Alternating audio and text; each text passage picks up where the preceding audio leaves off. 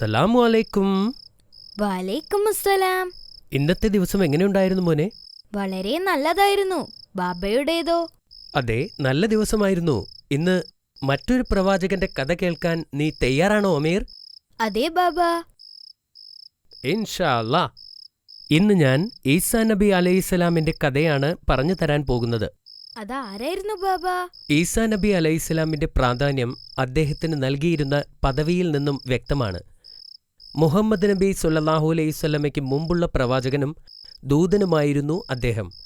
ബനി ഇസ്രായേലിന്റെ അവസാന ദൂതനുമായിരുന്നു ഈസാ നബി അലൈഹിസ്സലാം. അദ്ദേഹത്തിന്റെ പേര് 25 തവണ പറഞ്ഞുകൊണ്ട് അള്ളാഹു ഈസാ നബിയുടെ കുടുംബത്തിൽ ഒരു പ്രത്യേക അനുഗ്രഹം നൽകിയിട്ടുണ്ട്. അദ്ദേഹത്തിന്റെ മാതാവിന്റെ പേര് 31 തവണയും പരാമർശിക്കപ്പെട്ടിട്ടുണ്ട്. മാഷാ അല്ലാ. ബാബ, വേഗം കഥ പറയൂ. ഞാൻ വളരെ ആകാംക്ഷയിലാണ്. ശരി, എന്നാൽ കഥ തുടങ്ങാം. ബിസ്മില്ലാഹ്.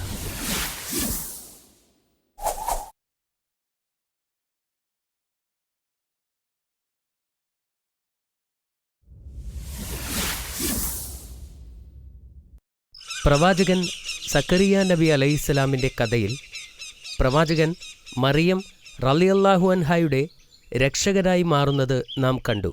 പ്രവാചകൻ ഇമ്രാൻ അലൈഹിസ്സലാമിന്റെ മകളായിരുന്നു മറിയം റളിയല്ലാഹു അൻഹ. സക്കരിയ നബി അലൈഹിസ്സലാം ഈ കൊച്ചുകുട്ടിയുടെ സംരക്ഷണം ഏൽക്കുകയും അവൾക്കുവേണ്ടി പ്രത്യേകം മുറി നിർമ്മിച്ചു കൊടുക്കുകയും ചെയ്തു. മറിയം റളിയല്ലാഹു അൻഹ വളർന്നപ്പോൾ കൂടുതൽ സമയവും അള്ളാഹുവിനോടുള്ള ആരാധനയ്ക്കായി ചിലവഴിച്ചു. മറിയം റളിയല്ലാഹു അൻഹായുടെ ആവശ്യങ്ങൾ അറിയുന്നതിനു വേണ്ടി പ്രവാചകൻ എല്ലാ ദിവസവും അവരെ സന്ദർശിച്ചിരുന്നു. ഇത് വർഷങ്ങളോളം തുടർന്നു. പ്രവാചകൻ അവരെ പഠിപ്പിക്കുകയും വഴികാട്ടിയാവുകയും ചെയ്തിരുന്നു. മറിയം റളിയല്ലാഹു അൻഹ മുതിർന്നപ്പോൾ അള്ളാഹുവിൻ്റെ കടുത്ത ആരാധകയായി മാറി രാവും പകലും അള്ളാഹുവിനെ സ്തുതിച്ചുകൊണ്ടിരുന്നു.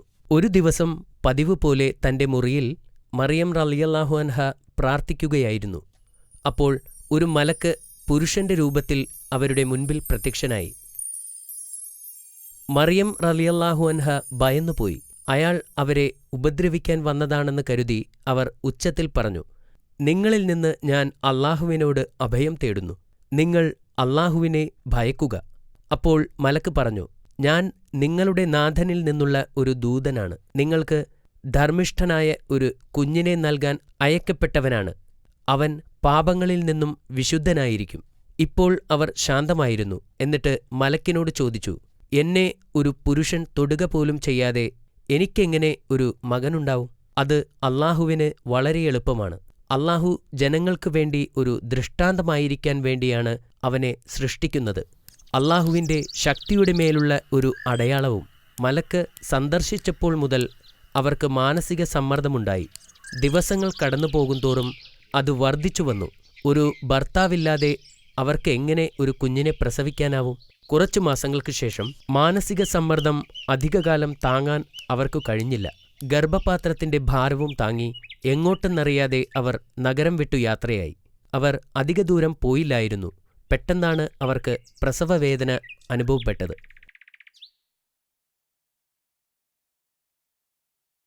അവർ ഉണങ്ങിയ ഈന്തപ്പനയുടെ നേരെയിരുന്നു. അവർ ഒരു മകനെ പ്രസവിച്ചു. മറിയം റളിയല്ലാഹു അൻഹ തന്റെ പിഞ്ചു കുഞ്ഞിന്റെ മുഖത്തു നോക്കിയപ്പോൾ അവർക്ക് വിഷമമുണ്ടായി. പിതാവില്ലാത്ത ഈ കുഞ്ഞിനെ ഞാൻ എങ്ങനെ ഈ ലോകത്തേക്ക് കൊണ്ടുപോകും? ഇത് സംഭവിക്കുന്നതിന് മുമ്പ് ഞാൻ മരിച്ചിരുന്നെങ്കിൽ ഇങ്ങനെ സംഭവിക്കില്ലായിരുന്നു എന്ന് അവർ ചിന്തിച്ചു. പെട്ടെന്ന് ഒരു മലക്കിന്റെ ശബ്ദം കേട്ടു. ദുഃഖിക്കാതിരിക്കുക.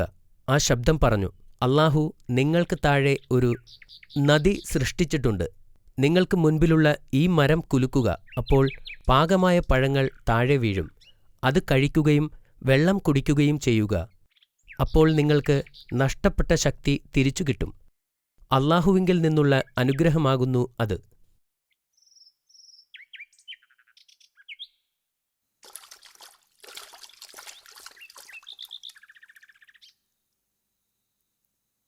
അവർ പുഴയിൽ നിന്നുള്ള വെള്ളം കുടിക്കുകയും പഴുത്ത ഈന്തപ്പഴങ്ങൾ കഴിക്കുകയും ചെയ്തു. കുറച്ചു കഴിഞ്ഞ് അള്ളാഹുവിൻ്റെ അത്ഭുതത്താൽ അവർക്ക് ആശ്വാസം ലഭിക്കുകയും ചെയ്തു. കുറച്ചു കഴിഞ്ഞ് അവർ എഴുന്നേറ്റ് നഗരത്തിലേക്ക് മടങ്ങിപ്പോകാൻ തീരുമാനിച്ചു. എന്നിരുന്നാലും അവരിൽ ഭയമുണ്ടായിരുന്നു. ജനങ്ങളോട് എന്താണ് പറയുക? അവർ ചിന്തിച്ചു. അപ്പോഴാണ് മറ്റൊരു അത്ഭുതം സംഭവിച്ചത്. ഏതാനും മണിക്കൂറുകൾക്ക് മുമ്പ് ജനിച്ച കുഞ്ഞ് സംസാരിക്കാൻ തുടങ്ങിയത്. കുട്ടി പറഞ്ഞു, നിങ്ങൾ ആരെയെങ്കിലും കണ്ടുമുട്ടിയാൽ അള്ളാഹുവിനു വേണ്ടി വ്രതമെടുത്തിരിക്കുകയാണെന്നും അതുകൊണ്ട് സംസാരിക്കാൻ കഴിയില്ലെന്നും അവരോട് പറയുക. ഈ അത്ഭുതം കണ്ട് മറിയം റളിയല്ലാഹു അൻഹാവിന് ആശ്വാസം തോന്നി. അവർ നഗരത്തിലേക്ക് നടന്നു.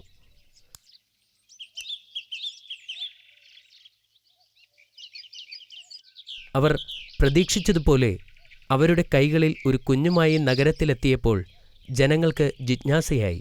നിങ്ങൾ ഒരു വലിയ പാപം ചെയ്തിരിക്കുന്നു. ജനങ്ങൾ അവരെ ശാസിച്ചു. എന്നാൽ അവർ ശാന്തത പാലിച്ചു.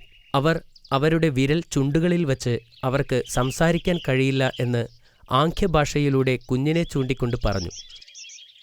ജനങ്ങൾ രോഷാകുലരായി. ഞങ്ങൾ എങ്ങനെ ഈ കുഞ്ഞിനോട് സംസാരിക്കും? എന്നാൽ കുട്ടി സംസാരിക്കാൻ തുടങ്ങിയപ്പോൾ ജനങ്ങൾ അമ്പരന്നു. കുട്ടി മെല്ലെ സംസാരിച്ചു. ഞാൻ ദൈവത്തിൻ്റെ അടിമയാണ്.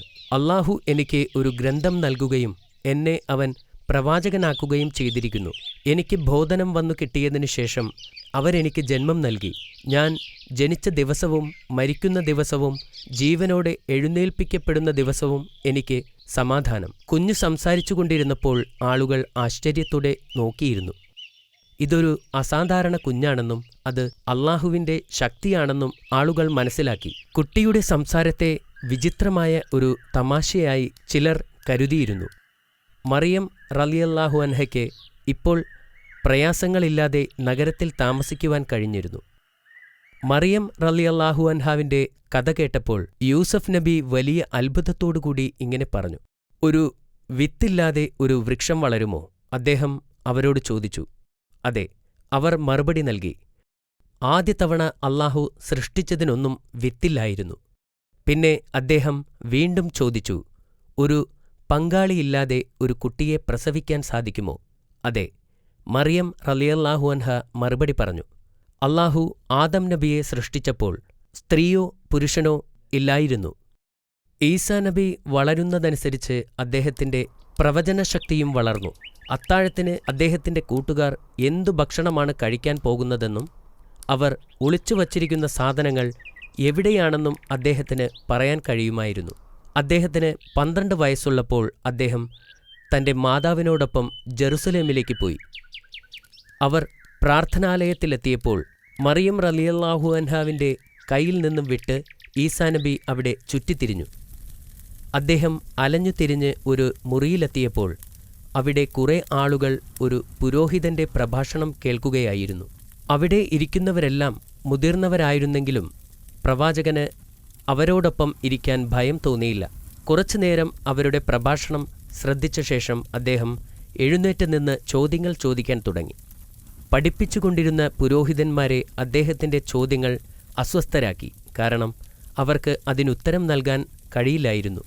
പുരോഹിതന്മാർ അദ്ദേഹത്തെ നിശബ്ദനാക്കാൻ ശ്രമിച്ചു. പക്ഷേ നബി അവരെ അവഗണിച്ചു. അദ്ദേഹം ചോദ്യങ്ങൾ തുടരുകയും അദ്ദേഹത്തിൻ്റെ അഭിപ്രായം പ്രകടിപ്പിക്കുകയും ചെയ്തു. ഈ വാദപ്രതിവാദത്തിൽ മുഴുകിയതുകൊണ്ട് അദ്ദേഹം തൻ്റെ മാതാവിൻ്റെ കാര്യം മറന്നുപോയി. ഇതിനിടയിൽ മറിയം റളിയല്ലാഹു അൻഹ വീട്ടിലേക്ക് പോയി. അവരുടെ മകൻ അവരുടെ ബന്ധുക്കളുമായോ സുഹൃത്തുക്കളുമായോ വീട്ടിലേക്ക് പോയിട്ടുണ്ടാകുമെന്ന് അവർ കരുതി. എന്നാൽ വീട്ടിലെത്തിയപ്പോൾ മകൻ തിരിച്ചെത്തിയിട്ടില്ലെന്ന് അവർക്ക് മനസ്സിലായി. അവർ അദ്ദേഹത്തെ കണ്ടെത്തുവാൻ പട്ടണത്തിലേക്ക് ഓടി. അവർ മണിക്കൂറുകളോളം അദ്ദേഹത്തെ തിരഞ്ഞു. ഒടുവിൽ പുരോഹിതന്മാർക്കിടയിൽ ആശയവിനിമയം നടത്തുകയും അവരുമായി ചർച്ച ചെയ്യുകയും ചെയ്യുന്ന മകനെ അവർ കണ്ടു. മറിയം റളിയല്ലാഹു അൻഹയ്ക്ക് അദ്ദേഹത്തോട് വലിയ ദേഷ്യം തോന്നി. കാരണം അവർ കുറെ വിഷമിച്ചിരുന്നു. എന്നാൽ പ്രവാചകൻ ശാന്തനായി പറഞ്ഞു, പുരോഹിതന്മാരോടൊപ്പം വാദപ്രതിവാദം നടത്തുമ്പോൾ സമയം ഒരുപാട് പോയത് ഞാൻ അറിഞ്ഞില്ല.